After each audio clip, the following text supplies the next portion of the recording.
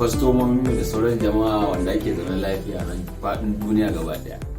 A madadin YEF Entertainment wanda aka fi sani da Youth Entrepreneurship Forum, muna taya daukacin jama'ar musulman duniya barka da sallah na zagayowar karamar sallah.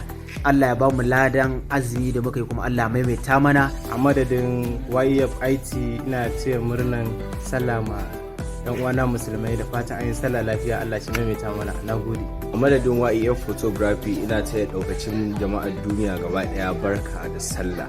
Mun zo gida mun ci abinci mun yi tuburur. A madadin AD Foundation ina taya daukacin mutanen duniya barka da sallah. Idan mun ce godiya muna nufin godiya ta musamman gaskiya boss, sai godiya Dr. Adam K. Muhammad.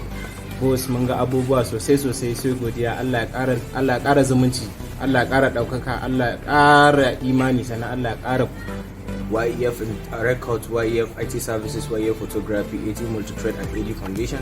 Muna mika babban godiya ga boss namu Dr. Adam K. Muhammad ga karama da ya mana a wannan sallah.